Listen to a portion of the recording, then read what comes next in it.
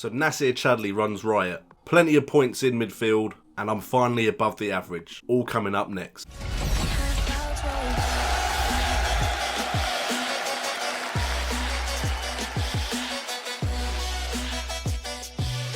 What's up guys, and welcome to JNO United, bringing the best in football news, entertainment and games. And today we're looking at FPL today, looking forward to Game Week 6 and looking back on Game Week 5. But before we get into that, make sure to subscribe if you're new around here and smash a thumbs up if you're happy to see the regular format back on this channel. Still not quite over my throat, but we're getting there. And another additional plus, voting closes for the Football Blogging Awards around the end of this month, so please make sure to go and vote. Links will be in the description, and let's get on with the show. And finally, I'm above the average. The average points for the week was 48 points, and finally I managed to go and get myself 10 more than the average with 58, seeing myself rise in the rankings finally. Some green arrows, nice to see them back, but unfortunately I didn't get them in every single classic and head-to-head league I'm in, but we're still happy that we got above the average. That resulted in a game week rank of 837,691st, which isn't too bad. It's in the top 1,000,000, which gave me an overall rank of 431,221st, which again is under the 500,000 mark. I generally aim to be at least in the top 10% though, so we want to be under the 300,000 mark just generally, and of course it's always nice to be in the top 1% of players, so we're definitely aiming for that. But 5 game weeks in, we're not looking too bad. That meant for me no red arrows in my classic leagues. Unfortunately some people did beat me into the head-to-head leagues, but generally overall we improved, and I'm now 409th in the JNO Classic. Slowly climbing that table, hopefully. If we look at the dream team of the week, the dream team would have got you 141 points. An incredible point total, and that's not including putting your captain on Nasir Chadli, which would have got you another 20 points. So loads of points up for grabs in Game Week 5. The only position where you couldn't have got more than 10 points was the goalkeeping position. That's how many goals there were this game week. Those of you that drafted in Romelu Lukaku as a replacement for Aguero, you're going to be very happy with yourselves because he's had 2 great game weeks. Sterling returned to form. The Manchester derby seemed to be a blip in his progression as a player. He performed again against Bournemouth. In fact, the whole Manchester City side looked pretty good, but none of them looked quite as impressive as Kevin De Bruyne, who simply run the show in midfield. He looks like he could be already, and this is early to predict it, the player of the year in the Premier League. But I'd be remiss if I didn't mention Nasir Chadli managing to get 2 goals and 2 assists. And I usually try and avoid picking the player who got the most points as my star of the week, but I've gone with Nasir Chadli as my star of the week because it allows me to talk about his underlying stats and why I think he might be a bandwagon that isn't necessary to jump on. Now don't get me wrong, if you had Nasir Chadli this game week just gone, you'd have been absolutely over the moon with his performance. 2 goals and 2 assists is not something many players will do in the season. His performance put him top or joint top in a lot of the underlying stats. He was top in goals, assists and goal involvement, being involved in 100% of his team's goals. And I've always been one to say Nasir Chadli always looked promising as an FPL aspect when he was at Tottenham if he could get on the pitch. The fact of the matter is it just got to a point where he couldn't get any game time anymore because of the strength and depth in that midfield. However, he didn't come in the top 6 for any other goal threat underlying stat. And for penalty area touches and attempts on goal, he came 15th in the overall rankings for Game Week 5. It kind of suggests to me that although this was a great performance, he doesn't actually have the goal threat to keep this kind of return up. Now at 6.4 million, that isn't necessarily a bad thing, because if you have Nasir Chadli in your team, he enables you to have the kind of players that will have a big goal threat, the likes of Alexis Sanchez, Dimitri Payet, Raheem Sterling, Kevin De Bruyne, all of these players who regularly get more attempts on goal than someone like Nasir Chadli at a side like West Brom. But everyone is going to be looking at Nasir Chadli because of that point haul, and I really don't think he's going to be that kind of regular returner this season. Now of course I could be shooting myself in the foot and he could go on to keep being the main man at West Brom, and I do think he will be the main man at West Brom. I just do not see these returns coming up all the time, and I think it definitely helped that he came up against a West Ham side whose defence at the moment looks very amateur. and that pains me to say.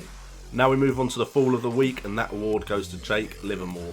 I mean, if you go into a game week and get -2 points and get a red card, you're going to be the Fool of the Week, unfortunately. I personally don't think he should have been sent off for that handball. I don't think you can say if that was a definite goal or not, but he will be the Fool of the Week purely for that FPL point score. Now looking forward to game week 6, and again it's another great game week. I don't know if it's because the calibre of clubs just seems better this year because of the likes of Leicester getting bigger results and winning the league last year, but we seem to have more big clashes at the moment. We have Man United versus Leicester kicking off the game week, and that's going to be a big game. Man United need a victory after losing 3 on the trot in the previous week, whereas Leicester have looked good in the last 2 games, beating Club Brugge and then going on to get 3 points in the league with a victory against Burnley, and Slimani and Mahrez and Vardy all looking very, very good. Another exciting prospect is seeing Liverpool play at Anfield. Liverpool have looked really good attacking wise, and in that Chelsea game they looked a bit more solid defensively. At least the midfield at times, and Wijnaldum, give him credit, looked like they were doing their defensive job. But again, an error in judgment, I believe, is the main reason Chelsea actually had a chance in that game. Matic's run should have been followed. So Liverpool are always a bit sketchy with the defence, but going forward they look really good. Spurs have been looking good, but it looks like Harry Kane might be out, so Vincent Janssen could come in as a viable option until Harry Kane is back. He's had lots of chances on goal, just hasn't been able to convert them recently, but he hasn't exactly had the most time to acclimatise to the league, not being started that often. Man City go to Swansea, the Liberty Stadium, and Sergio Aguero should be back for that game, which would be a big return. Everyone's going to be expecting him to keep his goal scoring record up. He was scoring in the Champions League, which he wasn't banned from, so everyone's looking to bring Aguero back into their sides of game week 6. But that being said, Man City have looked really good with Iheanacho, and if Man City are looking with one eye on the Champions League, they may rotate. So it's a bit of a worry now seeing Iheanacho play so well in that side. Maybe he will get some more game time and hurt those of us that are looking at getting Aguero back in. Then we have Chelsea going to Arsenal, the Emirates Stadium. Big London derby to end the Saturday. What a Saturday of football it is. And Arsenal coming off of a good performance in a win against Hull, whereas Chelsea, after losing to Liverpool, now have another tough fixture against Arsenal. But Chelsea and Arsenal always the type of teams that can turn up to these type of affairs, so it could go either way. But I see a lot of people dropping Hazard because of the performance against Liverpool, so who knows how this result is going to go. But I believe everyone's going to be looking at the likes of Costa and Sanchez for their FPL points. And then on Sunday we got West Ham welcoming Southampton to the new Olympic Stadium, the new West Ham Stadium. And I worry because Southampton looked pretty good on the weekend just gone, and West Ham's defence has been shocking, which I will talk more about in the weekend recap. But yeah, I could see some goals for Southampton. Redmond looked good without getting on the score sheet this last game week. Tadic, Austin, Long, there could be goals in this game for people that have Southampton players. And then let's not forget Monday football returns with Burnley versus Watford. Watford have looked good in their last 2 games, let's get that right. They beat West Ham, whose defence was poor. They beat Man United, who I feel weren't a cohesive unit in that game. But you still went out there and beat a team with the likes of Ibra and Pogba, and you looked good while doing it, so credit to Watford. I feel like Watford could be on a run of form for the foreseeable future. I hope I don't jinx that for them, but we shall see how it goes for Watford. Burnley need to get back to the point where they were at when they played Liverpool, be defensively solid and try and sneak those victories, so that should be an interesting tie between some of the smaller clubs in the league. Now that brings me to my captain choice of the week for game week 6, and to be fair, I was very tempted to go for the easy choice of Aguero. Aguero coming back into that Man City side that looks so good against the Swansea side that do concede chances. That would be a sensible pick. I believe that will be the majority pick for FPL players, and if you're trying to keep your rank, Aguero would be the one to go for. But I want to kind of put my neck out there, and I'm going for Roberto Firmino as the best captain choice of the week. I don't have him on my side, so I can't go with that, and I'm bringing Aguero back in. But if you have Firmino, I would say he's possibly going to be a great captain choice for this game week. The only problem with Liverpool, of course, is they have so many good options attacking wise that could do the job against Swansea. But that is my captain choice of the week. If you want to roll the dice, you can go with it, but that is completely up to you. The reason I'm looking at him is because Swansea concede chances. Firmino is a player that gets chances in the box, whereas Coutinho gets chances from outside the box. Firmino beats out players like Mane for chances at the moment, and the other option of course is Lallana, who has looked really good, but he would be a differential captain choice that could be worth gambling on and paying off for you. The reason Firmino is my choice though is 2 goals in the first 5 game weeks, a goal involvement percentage of 22.2%.